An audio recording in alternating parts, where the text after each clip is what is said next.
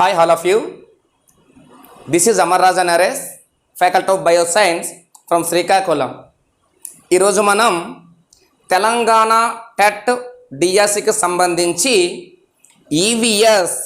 ఈవీఎస్లో మన ఆహారం అనే ఒక టాపిక్ గురించి డిస్కస్ చేద్దాం. ఈవీఎస్లో మన ఆహారం అనేది బయాలజీ టాపిక్. మరి మన ఆహారం అని నేను టైటిల్ పెట్టాను, కానీ థర్డ్ నుంచి 7th క్లాస్ వరకు ఆహారానికి సంబంధించిన అంశాలన్నీ కలిసి మన ఆహారం అనే టైటిల్తో అన్ని లెసన్లు కవర్ చేస్తూ ఈ వీడియో చేయడం జరుగుతుంది. అబ్జర్వ్ చేయండి. అయితే ఇక్కడ ఆహారపు అలవాట్లు అనేది 3rd క్లాస్ టాపిక్. మన ఆహారం అనేది ఇక్కడ 4th క్లాస్లో ఉంటుంది.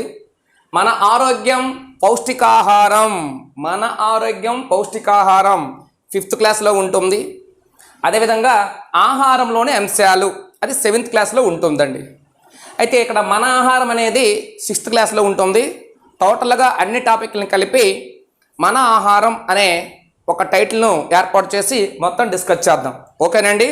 చూడండి, ఇక్కడ ఫస్ట్ మనం పోషకాలు అంటే ఏమిటో డిస్కస్ చేద్దాం. పోషకాలు, న్యూట్రియంట్స్. పోషకాలు అంటే శరీర పెరుగుదల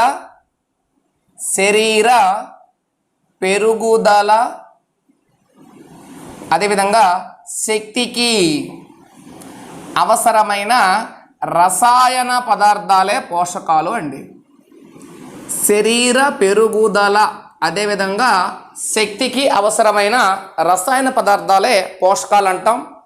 మరి ఇక్కడ శరీర పెరుగుదలకు కావలసినవి ఏంటంటే ప్రోటీన్స్ అండి.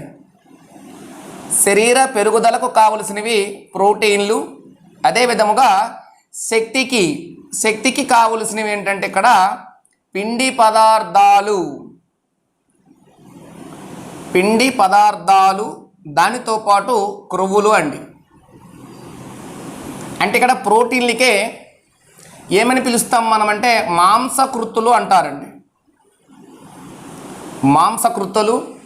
మరి అక్కడ పిండి పదార్థాలకి కార్బోహైడ్రేట్స్ లేదా చక్కెరలు అంటారు. క్రొవ్వులకి ఏమని పిలుస్తామంటే మనం లిపిడ్లు అంటారండి. లిపిడ్లు. పిండి పదార్థాలకి కార్బోహైడ్రేట్లు అంటారు. వీటితో పాటు మన శరీరానికి అవసరమైనవి విటమిన్లు, ఖనిజ లవణాలండి. విటమిన్లు అదేవిధంగా ఖనిజ లవణాలు. ఈ విధంగా 5 రకాల పోషకాలు మనకు అవసరం. అందులో శరీర పెరుగుదలకు అదేవిధంగా శరీర నిర్మాణానికి కూడా అవసరము ప్రోటీన్లు. అదేవిధంగా శక్తికి అవసరమైనవి పిండి పదార్థాలు, క్రొవ్వులు. మనకి వ్యాధి నిరోధక శక్తిని కలిగిస్తూ మనకి ఆరోగ్యాన్ని ఇచ్చేవి ఏంటంటే విటమిన్లు, ఖనిజ లవణాలు. ఓకే కదండి. మరి ఇందులో ఈ పోషకాలలో మనకి అధిక మోతాదులో కొన్ని అవసరం, కొన్ని తక్కువ మోతాదులో అవసరం. అధిక మోతాదులో మనకి అవసరమైన పోషకాలను స్థూల పోషకాలు అంటారండి. మాక్రోన్యూట్రియంట్స్ స్థూల పోషకాలు అంటారు. అధిక మోతాదులో అవసరం, ఎక్కువ కావాలి మనకి. ఈ స్థూల పోషకాలకి ఉదాహరణ ఎవరంటే పిండి పదార్థాలు అదేవిధంగా ప్రోటీన్లు అదేవిధంగా క్రొవ్వులు. ఈ 3 రకాలు అధిక పరిమాణంలో మనకు అవసరం. అదేవిధంగా తక్కువ మోతాదులో మనకి అవసరమైన పోషకాలను సూక్ష్మ పోషకాలు అంటారు. మైక్రోన్యూట్రియంట్స్. సూక్ష్మ పోషకాలకి ఉదాహరణ ఎవరంటే విటమిన్లు అదేవిధముగా ఖనిజ లవణాలు, విటమిన్స్ అండ్ మినరల్స్. అంటే ఇవన్నీ కూడా ఒక క్లాస్లో కాదు, 3rd to 7th క్లాస్ అని మీరు గమనించండి ముందు. అయితే స్థూల పోషకాలు, సూక్ష్మ పోషకాల గురించి మీకు తెలిసింది కనుక ఇప్పుడు ఏం చేస్తామంటే పిండి పదార్థాల కోసం డిస్కస్ చేద్దాం. ఈ టోటల్గా అన్ని లెసన్లో పిండి పదార్థాల కోసం ఏమేమి అంశాలు ఇచ్చాడో అవి ఒకసారి చూడండి. చాలా ఇంపార్టెంట్ టెట్కి. పిండి పదార్థాలు, కార్బోహైడ్రేట్స్, పిండి పదార్థాలు. శక్తినిచ్చే ఆహార పదార్థాలను పిండి పదార్థాలు అంటారండి. ఇవి శక్తి జనకాలు యాక్చువల్గా. మరి ఇటువంటి పిండి పదార్థాలు అనేవి ప్రధాన ధాన్యాలు ప్రధాన ధాన్యాలు, అదే విధముగా చిరుధాన్యాలలో ఎక్కువగా ఉంటాయి పిండి పదార్థాలు లేదా కార్బోహైడ్రేట్స్. మరి ఇక్కడ కొన్ని పదాలు ఇచ్చాడు, అంటే ఆ ధాన్యాలు ఏవేవి అనేవి ఒకసారి చూద్దాం. పిండి పదార్థాలు ఎక్కువగా ఉండేవి వరి, ఓన్లీ టెక్స్ట్ బుక్ అంశాలండి. గోధుమ, జొన్న, దానితో పాటు మొక్కజొన్న, సజ్జలు, రాగులు, వీటికే తైదలు అంటారండి.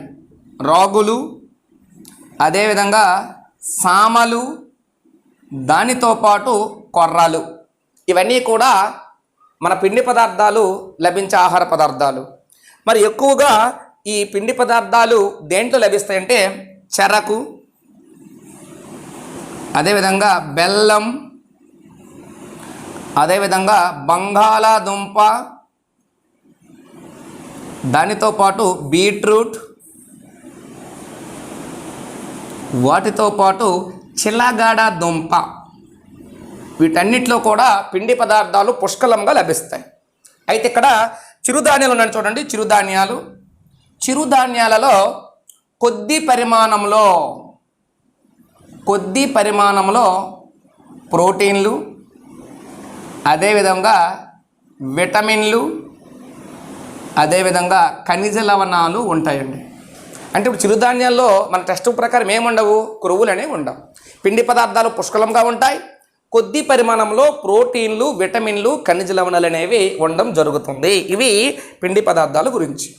అయితే ఇక్కడ పిండి పదార్థాలకు నిర్ధారణ పరీక్ష ఉంటుందండి. చూడండి, పిండి పదార్థ నిర్ధారణ పరీక్ష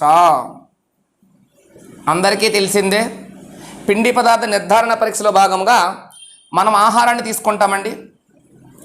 ఆహారాన్ని తీసుకొని ఆహారానికి అయోడిన్ ద్రావణాన్ని కలపాలి. కలిపినప్పుడు ముదురు నీలం రంగులోనికి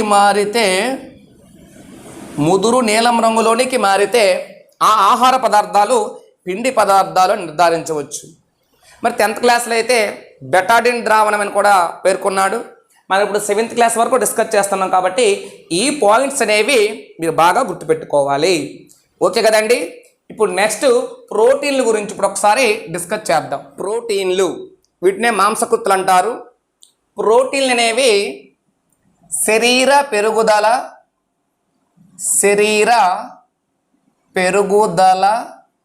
అదే విధముగా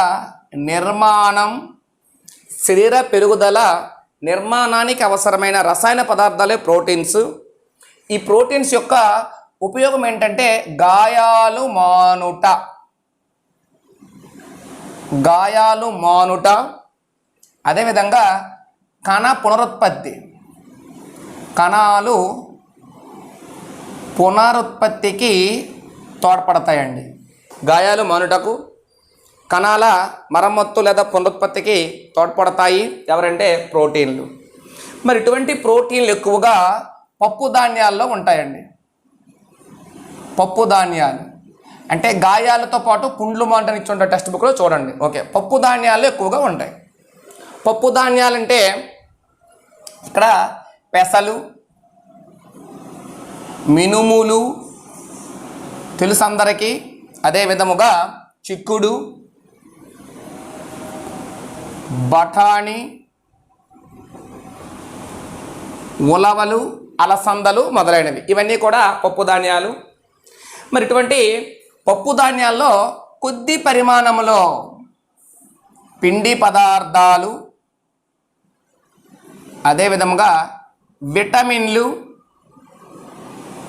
అదేవిధంగా ఖనిజ లవణాలు ఉంటాయి కొద్ది పరిమాణంలో. ఇందాక చూడండి, చిరుధాన్యాల్లో కొద్ది పరిమాణంలో ప్రోటీన్లు, విటమిన్లు, ఖనిజ లవణాలు ఉన్నాయని చెప్పాం. మరి ఇక్కడ చూడండి, పప్పు ధాన్యాల్లో ప్రోటీన్లతో పాటు కొద్ది పరిమాణంలో పిండి పదార్థాలు, విటమిన్లు, ఖనిజ లవణాలు ఉంటాయి. మరి ఇటువంటి ప్రోటీన్లు అనేవి ఎక్కువగా పాలు, అదేవిధముగా గుడ్లు, అదేవిధంగా మాంసాలలో పుష్కలంగా లభిస్తాయండి. మరి ఇక్కడ ప్రోటీన్లు నిర్ధారణకు కూడా పరీక్ష ఉంటుంది. ఈ ప్రోటీన్ల నిర్ధారణకు జరిపే పరీక్ష ఒకసారి అబ్జర్వ్ చేయండి. ప్రోటీన్ నిర్ధారణకు ఒక 2 రకాల రసాయనాలు వాడాలండి. ఆ రసాయనాలు ఏంటంటే కాపర్ సల్ఫేట్, ఎక్కువ సార్లు టెట్ట కడిగిన బిట్టిది కాపర్ సల్ఫేట్, దానితో పాటు సోడియం హైడ్రాక్సైడ్. కాపర్ సల్ఫేట్ దానితో పాటు సోడియం హైడ్రాక్సైడ్. అంటే ఇక్కడ 2% 2 చుక్కల కాపర్ సల్ఫేట్ను 10% 10 చుక్కల సోడియం హైడ్రాక్సైడ్ ద్రావణాన్ని ఆహారంలో కలపాలి. అంటే ముందు ఆహారాన్ని ద్రవస్థితిలోకి మార్చాలి. ద్రవస్థితిలోకి మార్చిన ఆహారానికి కాపర్ సల్ఫేట్, సోడియం హైడ్రాక్సైడ్ ద్రావణాలు కలిపితే ఆ ఆహారం అనేది వంకాయ రంగు నుండి ముదురు నీలం రంగులోకి మారినట్లయితే ఆ ఆహారంలో ప్రోటీన్లు ఉన్నట్లు మనం నిర్ధారించవచ్చు. అక్కడ చూడండి, అయోడిన్ ద్రావణం వేసినప్పుడు ముదురు నీలి రంగులోకి మారితే పిండి పదార్థాలు ఉన్నట్టు, ఇక్కడ వంకాయ రంగు నుండి ముదురు నీలి రంగులోకి మారితే ప్రోటీన్లు ఉన్నట్లు మనం నిర్ధారించవచ్చు. క్లియర్ కదండి. మరి నెక్స్ట్ ఆహార పదార్థాలైన స్థూల పోషకాలు ఎవరంటే క్రొవ్వులు కూడా మనకు శక్తినిస్తాయి. క్రొవ్వులు అనేవి అదనపు శక్తినివ్వడానికి ఉపయోగపడతాయండి. అదనపు శక్తి అంటే మీరు ఉపవాసం ఉండేటప్పుడు మీకు శక్తినిచ్చేవే క్రొవ్వులు. గుర్తుపెట్టుకోండి, శక్తి జనకాలు పిండి పదార్థాలు అయితే అదనపు శక్తిని ఇవ్వడానికి తోడ్పడేవి క్రొవ్వులు లేదా లిపిడ్స్. మరి ఇటువంటి క్రొవ్వులు అనేవి మన అంతఃచర్మము క్రింద ఒక కణజాలం ఉంటుంది. ఆ కణజాలం పేరే ఎడిపోజ్ కణజాలం. ఈ ఎడిపోజ్ కణజాలంలో క్రొవ్వులు అనేవి నిల్వ ఉండడం జరుగుతుంది. మరి ఇటువంటి క్రొవ్వులు ఎక్కువగా ఎటువంటి ఆహార పదార్థాలు ఉంటాయంటే నూనె, అదేవిధంగా వెన్న, అదేవిధంగా నెయ్యి, వీటిలో ఎక్కువగా క్రొవ్వులు ఉంటాయి. క్రొవ్వులకు కూడా నిర్ధారణ పరీక్ష ఉంటుంది. క్రొవ్వు నిర్ధారణ పరీక్షలో ఒక తెల్ల కాగితం తీసుకోవాలండి. ఒక తెల్ల కాగితం తీసుకొని ఆ కాగితం పైన ఆహార పదార్థాన్ని పెట్టి గట్టిగా నొక్కితే పేపర్ అనేది, కరెక్ట్గా చూడండి, పేపర్ అనేది పారదర్శకముగా లేదా అర్ధ పారదర్శకముగా మారినట్లయితే అక్కడ క్రొవ్వులు ఉన్నట్లు మనం నిర్ధారించవచ్చు. ఓకే కదండి. అంటే పిండి పదార్థాలు, ప్రోటీన్లు, క్రొవ్వుల గురించి కొంత సమాచారం మీకు ఇక్కడ ఇవ్వడం జరిగింది. నెక్స్ట్ విటమిన్లు, ఖనిజ లవణాలు ఉంటాయి. ఆ విటమిన్లు, ఖనిజ లవణాల గురించి ఇప్పుడు ఒకసారి డిస్కస్ చేద్దాం. విటమిన్లు అనేవి మనకి ఆరోగ్యాన్ని ఇచ్చే పోషకాలండి. ఆరోగ్యాన్ని ఇస్తాయి. విటమిన్లు మనకి ఆరోగ్యాన్ని ఇస్తాయి, అంటే మన ఆరోగ్యాన్ని తెలుపుతాయి యాక్చువల్ ఏవని. దాంతోపాటు వ్యాధి నిరోధక శక్తిని కలిగిస్తాయి. విటమిన్లు మనకి ఆరోగ్యాన్ని ఇస్తాయి, వ్యాధి నిరోధక శక్తిని కలిగిస్తాయి. వీటితో పాటు ఖనిజ లవణాలు కూడా సేమ్ మనకు ఆరోగ్యాన్ని ఇస్తాయి, వ్యాధి నిరోధక శక్తిని కలిగిస్తాయి. మరి ఇటువంటి విటమిన్లను 2 రకాలుగా వర్గీకరించవచ్చండి. ఒకటి నీటిలో కరిగేవి,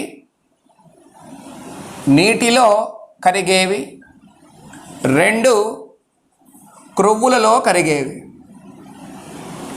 నీటిలో కరిగేవి, 2 క్రొవ్వుల్లో కరిగేవి. నీటిలో కరిగే విటమిన్లు బి కాంప్లెక్స్ మరియు సి, క్రొవ్వుల్లో కరిగేవి ఏడిఈకే అండి. మరి వీటి కోసం మనం కొంచెం డెప్త్గా 10th క్లాస్లో పోషణ ఆహార సరఫరా వ్యవస్థ ఉంది, దానిలో ఆల్రెడీ డిస్కస్ చేసి ఉన్నాం కాబట్టి ఇప్పుడు అవసరం లేదు. ఓకే కదండి. నెక్స్ట్ ఆహార పదార్థాలు ఖనిజ లవణాలు, మినరల్స్.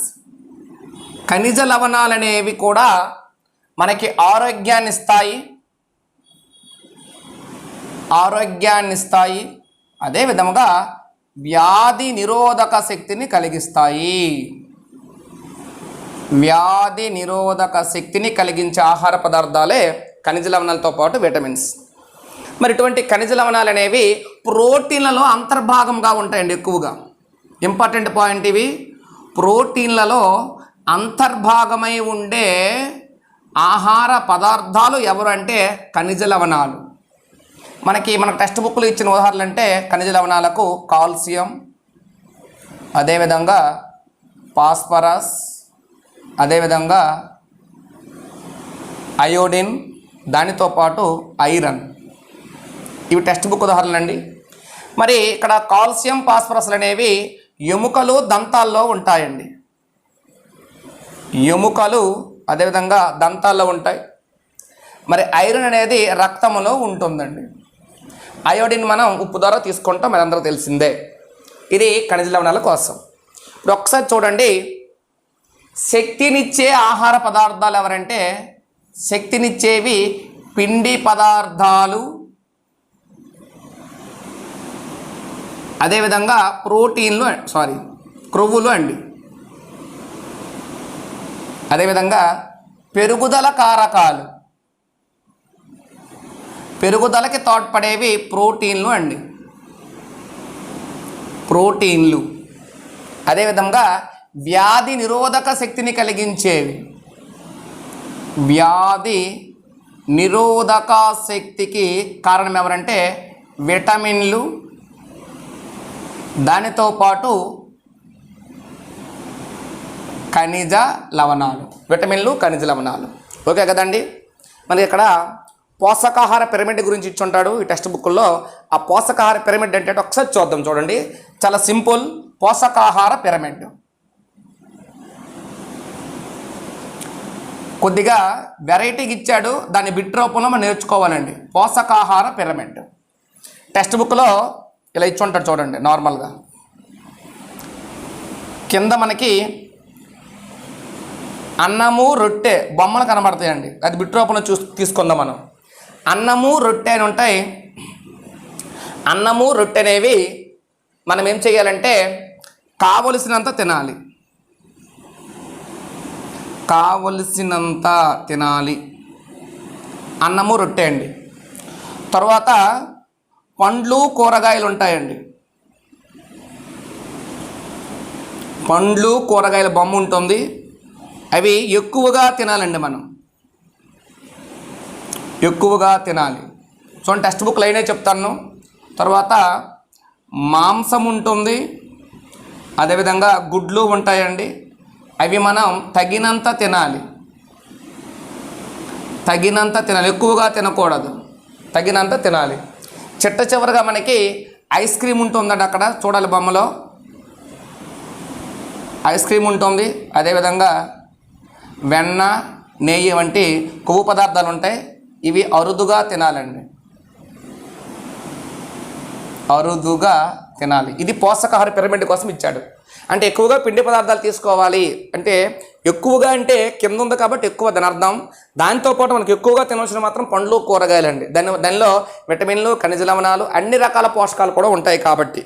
ఓకే, అయితే దీంతోపాటు దాని కింద మనకు చిన్న అంశం ఇచ్చాడు. ఒక మధ్య రకం సైజు టమాటా గురించి చిన్న అంశం ఇవ్వడం జరిగింది. ఒక్కసారి చూడండి సింపుల్గా. ఒక మధ్య రకం సైజు టమాటా,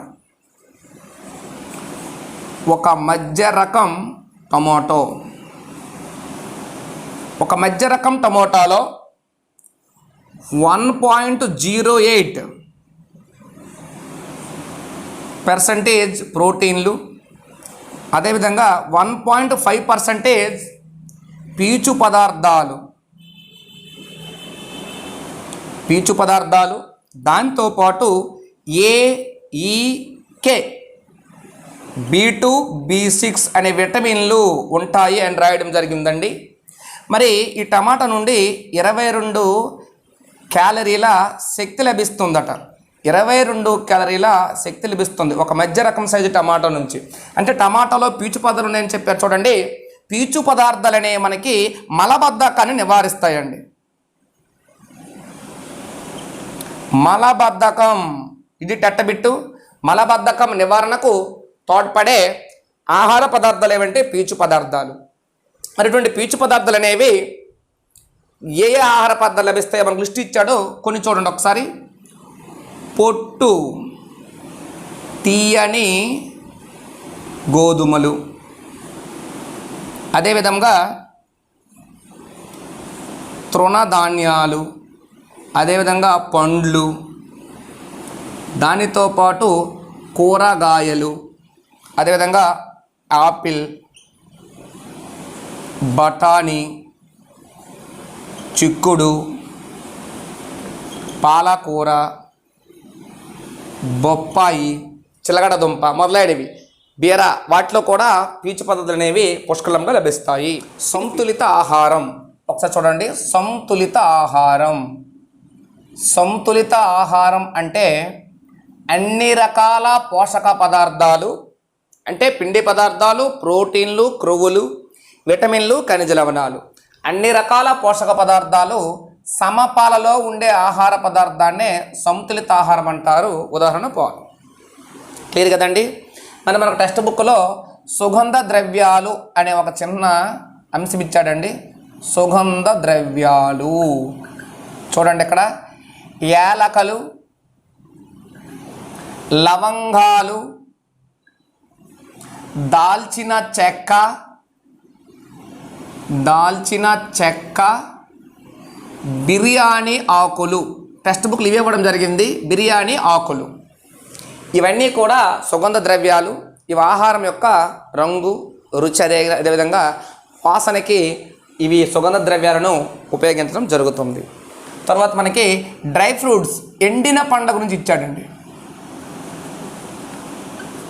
ఎండిన పండ్లు, డ్రై ఫ్రూట్స్, ఇవి మనకి ఆరోగ్యాన్ని, బలాన్ని ఇస్తాయండి. ఆరోగ్యం మరియు బలాన్ని సమకూరుస్తాయి. ఎక్కువగా తింటే ప్రాబ్లం, క్రొవ్వులు చేరుతాయి. ఓకే, మరి ఇటువంటి ఎండిన పండ్లకి ఇక్కడ ఉదాహరణ చూడండి. జీడిపప్పు,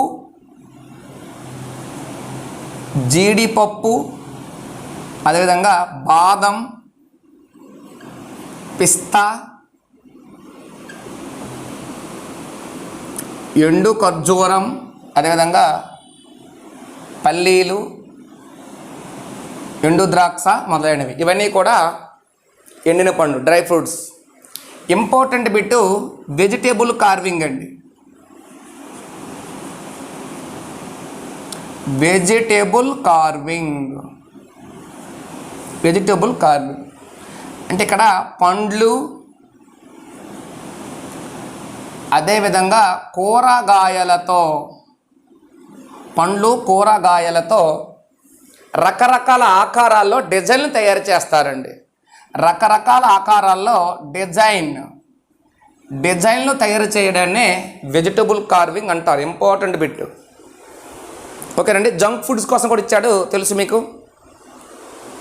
పిజ్జా, బర్గర్లు, Chinese fry items, chaat, panipuri, noodles, ఇవన్నీ కూడా జంక్ ఫుడ్స్. అవి మన జీర్ణ వ్యవస్థపై ప్రభావం చూపుతాయి. అది వదిలేండి. ఇక్కడ ఆహారపు అలవాట్లు చూడండి. ఆహారపు అలవాట్లు, అదే మనకు 3rd క్లాస్ ఇచ్చి ఉంటాడు. ఆహారపు అలవాట్లు, ఒక ప్రాంతంలో ఉండే అక్కడ ప్రజల యొక్క ఆహారపు అలవాట్లు దేనిపై ఆధారపడతాయంటే వాళ్ళు పండించే పంట అండి. పండించే పంటలపైన ఆధారపడతాయి. అదేవిధంగా అక్కడ లభించే ఆహార పదార్థాలపైన కూడా ఆధారపడతాయి. అక్కడ ఎటువంటి ఆహార పదార్థాలు లభిస్తున్నాయి, అక్కడ పండించే పంట, ఈ రెండిటిపైన వాళ్ళ ఆహార అలవాట్లు అనేది ఆధారపడి ఉంటుంది. మరి ఆహారం యొక్క రుచి దేనిపై ఆధారపడుతుందంటే ఆ ఆహారంలో ఉపయోగించే వంట దినుసులు, ఆహారం వండే పద్ధతి, ఆ ప్రాంతపు సంస్కృతి పైన ఆహారం యొక్క రుచి ఆధారపడితే ఆహార అలవాట్లు మాత్రం పండించే పంట, అక్కడ లభించే ఆహారం, అదే లభించే పంటలు, లభించే ఆహార పదార్థాలపై ఆహార అలవాట్లు అనేవి ఆధారపడి ఉండడం జరుగుతుంది. మీ అందరికీ తెలిసిందే ఇది. ఒక్కసారి చూడండి, ఇక్కడ చిన్న అంశం. ఏపీ, ఆంధ్రప్రదేశ్, అదేవిధంగా కర్ణాటక, అదేవిధంగా తమిళనాడు.